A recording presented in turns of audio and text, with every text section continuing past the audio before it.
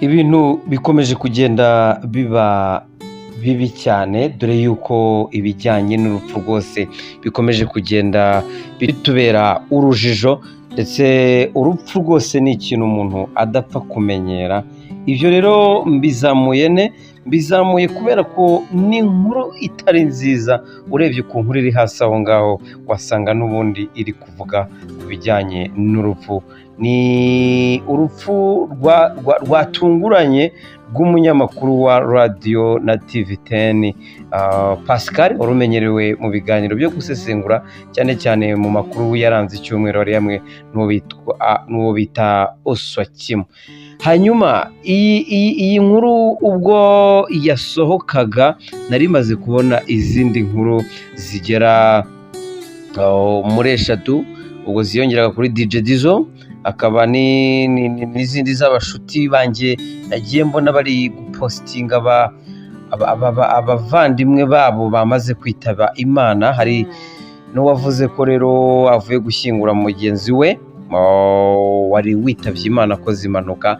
Hanyuma urupfu ntago wenda ari ikintu twavuga ngo kiradutunguye, ahubwo se umuntu aba apfuye gute? Mwabantu mwe mwokagira Imana mwe, reka ibi bintu sinzi niba byakakwiye kutwigisha, ariko atwemera yuko umuntu igihe cyose umuntu ashobora kuba yapfa. Ejo bundi nibwo nababwiraga nti DJ Dizzo yahawe igihe kinini rwose, abizi neza, urumva yari afite igihe cyo kuba yakiyunga n'Imana.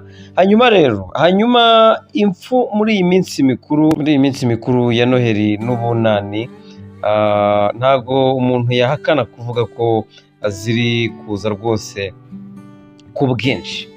Ni urupfu rwatunguranye rero, nk'uko nari mbabwiye ntangira, rw'umunyamakuru wa radiyo na TV10 bamwita Pascal rero ngo byagenze gute?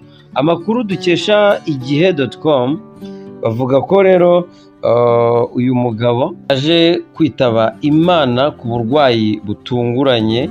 Ni umunyamakuru rero wapfuye nawe atunguranye nyuma y'impfu z'abantu batari bake muri iyi minsi. Umuntu ari kuvuga ati se ni uko ari umwaka uri kurangira, abandi bati ibi ntabwo byumvikana, ariko akaba yamaze kwitaba Imana. Umunyamakuru Pascal, aba babyeyi wa radiyo na TV10 wari ufite ubukwe ejo bundi kuwa 26 Ukuboza 2024, ni ukuvuga ngo Noheli yarayibaye kuwa 4 nibwo yari afite ubukwe. Yitabye Imana rero azize uburwayi butunguranye. Uyu mugabo rero kuko ni umugabo, kuko yari yaramaze no kuva ku murenge tayari, yaramaze kuva mu murenge. Ibi rero niyo mpamvu twemeza yuko mu by'ukuri yaba apfuye ari umugabo, kubera ko ibimenyetso byari bihari bigaragaza yuko agiye kuba umugabo. Yakoranaga rero na Oswakimu mu kiganiro gisesengura amakuru yasohotse mu bitangazamakuru bitandukanye, ndetse kikagaruka buri cyumweru. Uyu mugabo akaba yapfuye bitunguranye. Benshi rero bakomeje kwibaza bati se uyu mugabo azize iki? Abari bamuzi, abari bakurikira ibiganiro bye bababajwe cyane n'agahinda. Ari nk'abafana baje bakavuga ati ayaya, inkuba irakubise pe, tekereza ko yagombaga kurongora ku itariki 26. Ararozwe tu, Mana dusenga uzamwakire mube. Inkuru mbi zibaho, ni benshi cyane, ati Imana imwakire mu bayo.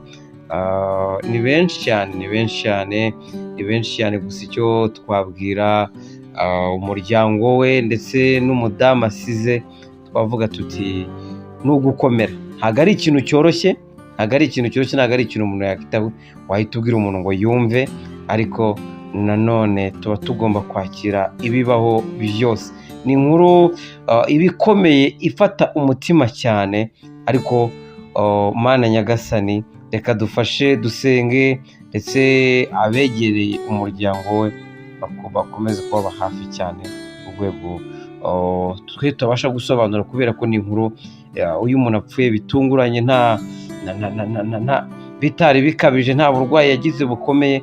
Abantu benshi usanga twamaze kugira agahinda gakomeye.